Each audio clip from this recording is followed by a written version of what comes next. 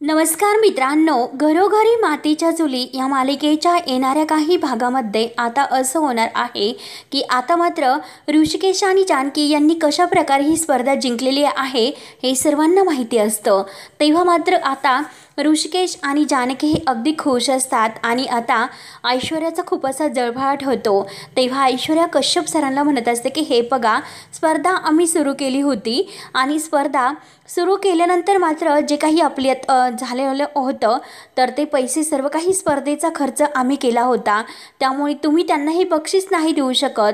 तेव्हा कश्यप सरांनी जानकी आणि ऋषिकेश यांच्या हातामध्ये अगदी ते 25 लाखाचा बक्षिसाचा चेक दिलेला असतो आणि जी काही मानाची ट्रॉफी आहे तर ती आपल्या ऋषिकेश आणि जानकी या दोघांना दिलेली असते। पण त्या अगोदर मात्र आपले कश्यप सर आणि बाकी जे काही जज आहे तर ते जानकी आणि ऋषिकेश या दोघांचं खूप असं कौतुक करतात। तर ते म्हणत असतात की हे बघा, ही जोडी खरंच लाखात एक जोडी आहे। या जोडीला ही स्पर्धा जिंकताना अनेक संकटांना सामोरे जावे लागले, परंतु ह्या जोडीने मात्र आपला जो काही जबरदस्त कोऑर्डिनेशन आहे हे सर्व दाखवून दिले, त्यामुळे आता मात्र हे बक्षिसाचे तेच वाटेकरी आहे। तेव्हा ऐश्वर्याचा इतका जळफळाट होतो। ऐश्वर्या कश्यप सरावर धावून जाते, हे बघा आपलं डील काय झालं होतं की आम्ही तुमच्या कंपनीला मदत करू असे तुम्ही त्यावेळेस म्हणाले होते, मग आता तुम्ही हे बक्षीस जरी जानकी आणि ऋषिकेश या दोघांना जरी देत असले पण तुम्ही त्यांच्या कंपनीला मदत नाही करू शकत। त्यावर आता कश्यप सर म्हणतात की हे बघा मॅडम, आम्ही तुम्हाला काय म्हटलं होतं की जरीही तुम्ही हा खर्च केला तर तुम्ही जिंकलात तरच आम्ही तुमच्या कंपनीला मदत करू। कंपनीचा जो काही मीडियाद्वारे प्रसार आहे तो आम्ही करू, याचा कंपनीला फायदा होईल आणि जो जोडी ह्यामध्ये जिंकेल तरच तिला आमचा हा प्रसार करण्यासाठी मदत होईल, ते असं आम्ही तुम्हाला म्हटलं होतं। आम्ही जी काही डील केली होती ही मॅडम तुमच्या लक्षात नसेल। तेव्हा ऐश्वर्याचा खूप असा जळफळाट होत असतो। ऐश्वर्याला आता काय करू आणि काय नाही अशी तिची अवस्था होते। कश्यप सर हे जानकी आणि ऋषिकेश या दोघांना विचारतात की तुम्ही आमच्या मीडियासोबत काम करायला तयार आहात का? आम्ही तुम्हाला जर मदत केली तर तुम्हाला ती चालेल का? तेव्हा आता ऐश्वर्याचा आणखीन जळफळाट होतो। ऐश्वर्याला असं वाटतं की आता नक्की आपली कंपनी एकतर बुडाली आणि ह्या जानकी आणि ऋषिकेश यांची कंपनी जर मीडियावाल्यांनी त्यांना मदत केली तर ती आणखीन नावारूपास येईल आणि ह्या कंपनीचा जास्तीत जास्त फायदा होईल आणि त्यात म्हणजे ह्या जानकी आणि ऋषिकेशचा, आणि ह्या दोघांचा जर फायदा झाला तर मात्र यांना घरात येण्यासाठी वेळ लागणार नाही। कारण आता नानांनी सुद्धा आता आपल्या जे काही विचार करून जे सूत्र हलवलेले असतात तर त्या सूत्राचा खरा वारसदार कोण आहे, कारण जे काही घर आणि कंपनी गहाण ठेवलेली आहे तर त्याचा वारसदार हा ऋषिकेश लावलेला असतो, असं मृत्यूपत्र आता नानांकडे असतं आणि त्यासाठी मात्र शहाणे वकिलांना आता नाना बोलावून घेणार असतात। परंतु इकडे आता मैदानावर ऐश्वर्याचा इतका तीळपापड होत असतो की काय करू आणि काय नाही। तिला असं वाटतं की ह्या जानकीचा गळा दाबून तिला मारून टाकू की काय करू, परंतु आता जानकी पेटून उठलेली असते। अगदी शांतपणे ती ऐश्वर्याला समजावते की ऐश्वर्या, अगं हे बघ, मी तुला किती वेळेस समजावलं, अगं तू माणसं तोडू नको, नाती ही अगदी महत्त्वाची असते, पैसा महत्त्वाचा नाही।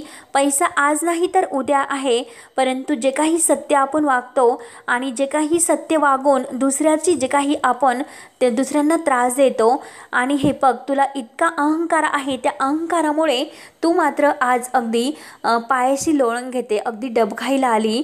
तुला या गावात अगदी मुळशी गावामध्ये तोंड दाखवायची सुद्धा अशी जागा राहिलेली नाही, तरीसुद्धा तुझा अहंकार काही कमी होत नाही। तेव्हा आता मीडिया हे जानकी आणि ऋषिकेश या दोघांवर खूप खुश असतात।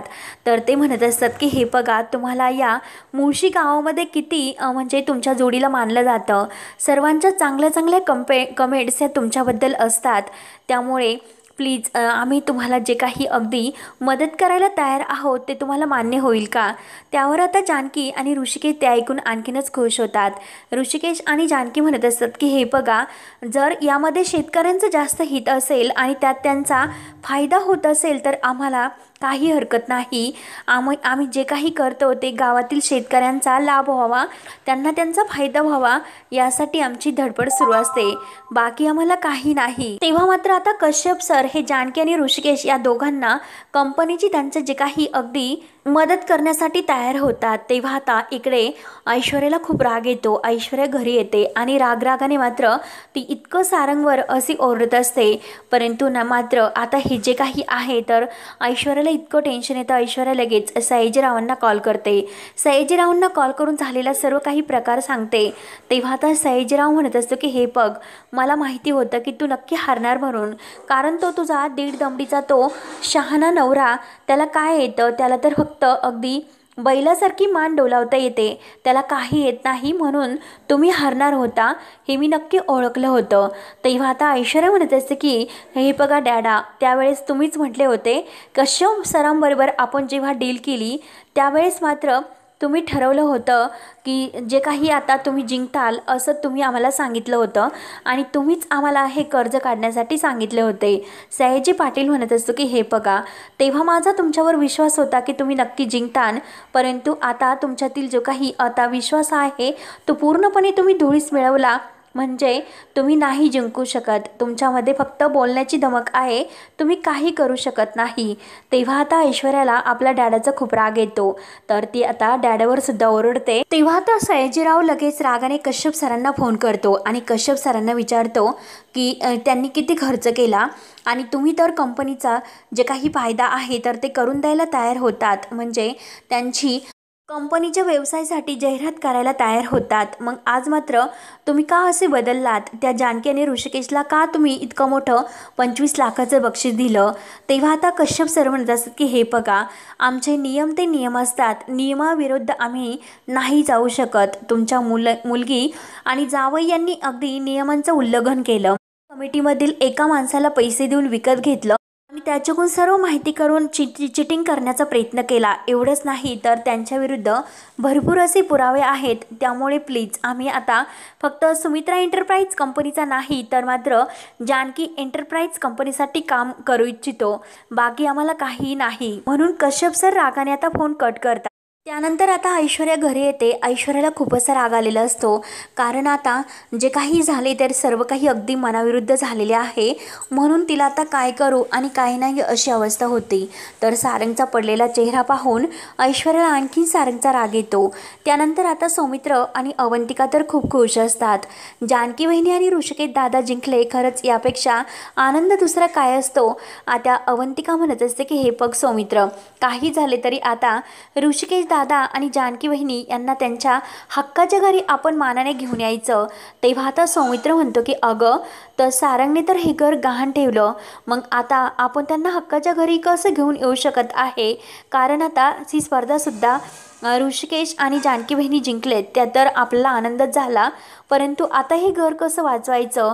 तेव्हा अवंतिका म्हणत असते की हे बघ सौमित्र, तू काही काळजी करू नको, आपल्या जानकी बहिणी आणि ऋषिकेश दादा आहे ना, तर ते काही आपल्या घरावर संकट येऊन देणार नाही. त्यानंतर मात्र आता शहाणे वकील आलेले असतात आणि नानांनी घाईने आता सुमित्राने नानांच्या कानावर जेव्हा घातलेले असते, नानांना सुद्धा माहिती झालेलं असतं की हे घर गहाण आहे आणि आता त्यावर बरंचसं ह्या सारंगने कर्ज घेतलेलं आहे, म्हणून आता ते अगदी त्या शहाणे वकिलांना बोलावून घेतात. शहाणे वकिलांना विचारतात की हे बघा, मी त्यावेळेस तुम्हाला मृत्यूपत्रासाठी एक कॉल केला होता, तुम्हाला तो आठवतं का? तेव्हा आता शहाणे वकील, आता त्यांना भीती वाटत असते की नक्की आता मी यांना तर खोटं मृत्यूपत्र त्या ऐश्वर्या आणि सयाजीरावाच्या सांगण्यावरून खोटं मृत्यूपत्र तयार केलं आणि तेच मात्र सर्वांना दाखवलं. तर आता हे नाना मला विचारतात, मग मी आता नानांना काय उत्तर देऊ, कारण नाना आणि माझे संबंध चांगले आहे, मग नक्की मी काय करू. म्हणून आता शहाणे वकिलांना खूपच टेन्शन येते. तेव्हा आता नाना म्हणत असत की अरे, त्यावेळेस मी तुला मृत्यूपत्र तयार करण्यासाठी सांगितलं होतं आणि त्यात काय काय सांगितलं होतं ते सर्व मी अगदी माझ्या मनाने अगदी ते मृत्यूपत्र तयार करून ठेवलं होतं, मग त्या मृत्यूपत्रात बदल झालाच कसा. तेव्हा शहाणे वकील असं म्हटल्यानंतर आता मात्र नाना असं म्हणतात, तर शहाणे वकिलांच्या पायाखालची जमीन हादरते. पण आता नानांनी जे काही सत्य आहे तर ते सर्वांसमोर जर नानांनी आणलं तर मग आपण सयाजीराव आणि ऐश्वर्या या दोघांचं ऐकून नानांचं जे काही मृत्यूपत्र आहे तर ते बदलवलं हे आता मात्र मला नानांना खरं सांगावंच लागेल, नाहीतर खूप मोठा असा अनर्थ होईल। तेव्हा आता शहाणे वकील असे खूप घाबरतात। शहाणे वकील घडलेला सर्व काही प्रकार नानांना सांगतात। नानांचं हे ऐकून पायाखालची जमीन हादरते। नाना म्हणत असतात की ऐश्वर्या आणि तो सयाजी कोणत्याही थराला जाऊ शकतात, परंतु त्यावेळेस मात्र तुम्ही हे मृत्यूपत्र बदलायला नको होते। शहाणे वकील घाबरतच म्हणत असतात की हे बघा, अहो जर त्यावेळेस मी हे मृत्यूपत्र तुमचं खोटं जर सांगितलं नसतं तर मात्र आज माझ्यावर खूप मोठं संकट आलं असतं, कारण त्यांनी माझ्या कुटुंबाला मारण्याची धमकी दिली होती त्या ऐश्वर्या आणि त्या सयाजी पाटलाने।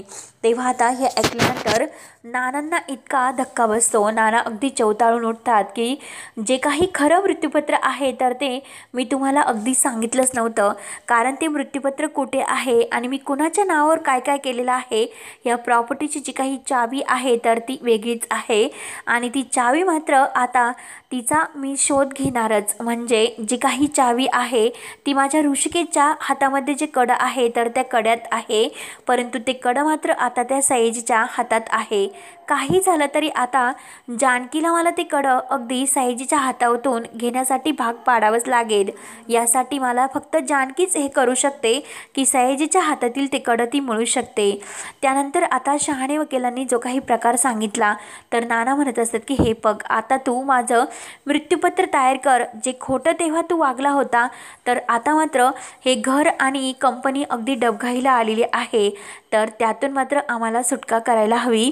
म्हणजे हे जे काही कर्ज आहे ते फक्त सारंग आणि ऐश्वर्या या दोघांवरच गेलं पाहिजे, त्यांचीच अशी इतकी पापाची शिक्षा त्यांना मिळायलाच हवी। तेव्हा आता नाना हे शहाणे वकिलांना त्यांचं मृत्यूपत्र तयार करण्यासाठी सांगतात। म्हणजे जो काही आशीर्वाद बंगला आहे आणि जी कंपनी आहे तर ती सारंगच्या नावावर नाही तर माझ्या ऋषिकेशच्या नावावर आहे असं त्या मृत्यूपत्रामध्ये मी सांगितलं होतं। तेव्हा आता सुमित्रा म्हणते की हो हो, हे तर अगदी बरोबर आहे, आम्हीच त्यावेळी विचार करत होतो की तुम्ही असं मृत्यूपत्र कधीही बनवू शकत नाही, परंतु ह्या वकिलांनी मात्र आम्हाला सांगितले म्हणून आम्ही त्यांच्यावर विश्वास ठेवला। तर आता शहाणे वकिलांनी त्यांना एक प्लॅन दिलेला असतो की काही झालं तरी तुमचं हे घर फक्त जानकी आणि ऋषिकेश हे दोघं वाचू शकतात आणि त्यासाठी जे खरं मृत्यूपत्र आहे तर ते आपल्याला सर्वांच्या समोर आणायला हवं।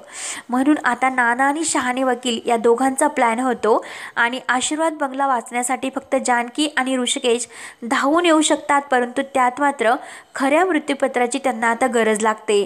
तेव्हा आता ऋषिकेश मात्र जे काही खरं मृत्यूपत्र आहे तर ते खरं मृत्यूपत्राचे जे काही प्रॉपर्टीचे पेपर्स आहे तर ते मात्र आता हे देवघरात आहे, याचा तपास मात्र आता जानकी आणि ऋषिकेश या दोघांना लागणार असतो। तेव्हा आता मित्रांनो, आता खरं मृत्यूपत्र आणून आशीर्वाद बंगला आणि आपली कंपनी सुमित्रा एंटरप्राइज कंपनी कशी वाचते आणि सारंग आणि ऐश्वर्या यांच्या पापाची शिक्षा त्यांना कशी मिळते आणि आपले ऋषिकेश आणि जानकी परत मानाने आणि हक्काने आपल्या आशीर्वाद बंगल्यामध्ये कसं पाय ठेवतात आणि ते पण सुमित्राच्या आशीर्वादाने आणि नानांच्या आशीर्वादाने। पुढे काय काय होतं हे पाहण्यासाठी आपल्या चॅनलला नक्की सबस्क्राईब करत राहा।